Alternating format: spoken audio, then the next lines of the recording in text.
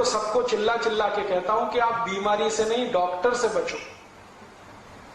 बीमारी खतरनाक नहीं है, डॉक्टर खतरनाक। एक बीमारी से दूसरे में फंसाएंगे, दूसरे से आपको तीसरे में ले जाएंगे, ठीक ही नहीं होने देंगे।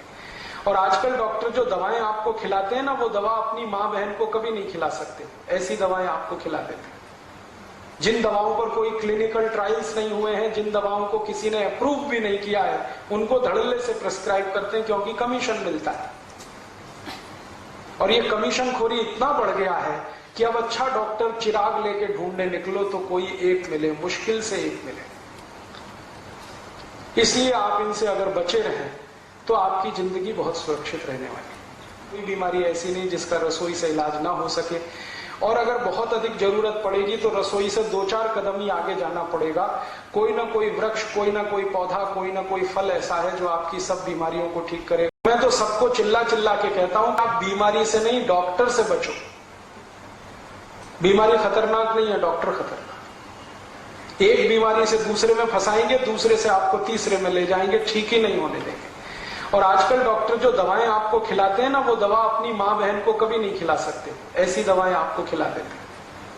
जिन दवाओं पर कोई क्लिनिकल ट्रायल्स नहीं हुए हैं, जिन दवाओं को किसी ने अप्रूव भी नहीं किया है, उनको धड़ल्ले से प्रिस्क्राइब करते हैं, क्योंकि कमीशन मिलता है। और ये कमीशन खोरी इतना बढ़ गया है कि अब अच्छा डॉक्टर चिराग लेके ढूंढने निकलो तो कोई एक मिले, मुश्किल से एक मिले।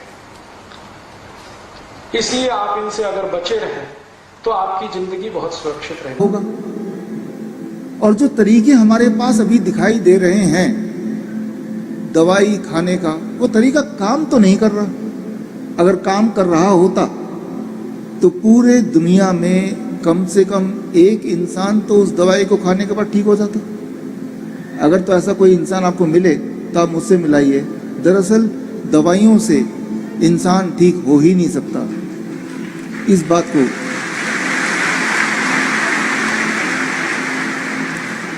इस बात को समझना जरूरी है और समझना बहुत आसान भी। दवाइयों से इंसान ठीक क्यों नहीं हो सकता?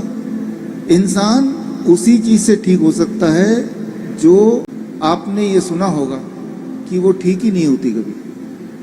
दवा लेते जाते हैं, बीमार पड़ते जाते हैं, दवा लेते हैं, बीमार पड़ते हैं। पूरे दुनिया में ऐसा एक भी इंसान नहीं मिलेगा जो ये बोले कि मैंने डायबिटीज की दवा ले ली, अब मैं पूरी तरह ठीक हो गया, या मैंने ब्लड प्रेशर की दवा काफी समय तक ली, अब मैं ठीक हो गया, या मैंने हार्ट की दवा ली, मैं ठीक हो गया, या मैंने कीमोथेरेपी कराई, अब मैं ठीक हो गया।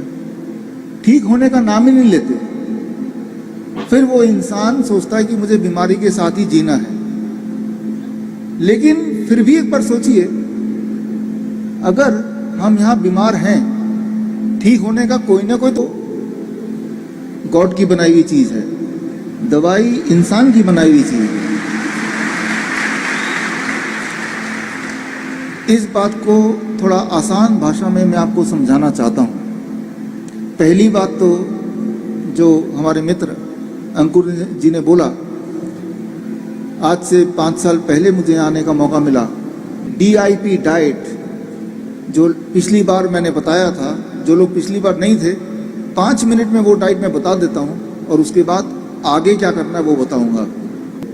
आप में से जिनके माता पिता को डायबिटीज है, दवाइयों पे है, ब्लड प्रेशर है, दवाइयों पे है, थायराइड है, दवाइयों पे है, जोड़ों के दर्द, 24 घंटे में 12 घंटे सूर्य निकलता है इस देश में, तो वायरस और बैक्टीरिया को मारने का तो सारा काम ये सूर्य करता रहता है। तो आप क्यों ये एंटी वायरल इंजेक्शन लगवाते रहते, एंटी बैक्टीरियल इंजेक्शन ठुकवाते रहते?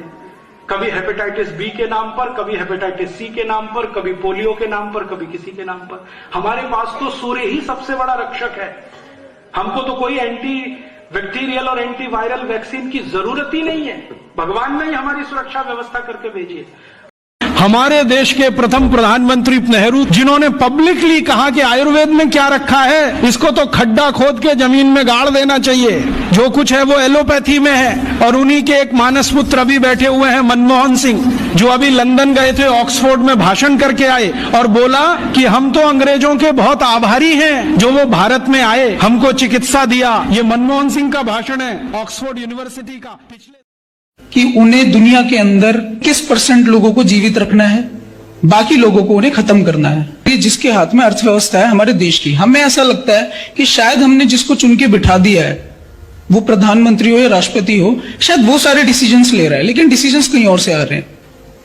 आज वैक्सीन कंपलसरी की जाएगी और ऐसे कंपलसरी की जाएगी कि भाई आपका एक हेल्थ कार्ड बन जाएगा, उसके अंदर आपकी डिटेल्स होंगी कि आप वैक्सीनेटेड हैं या नहीं है। आप ट्रेन में जाएंगे तो आप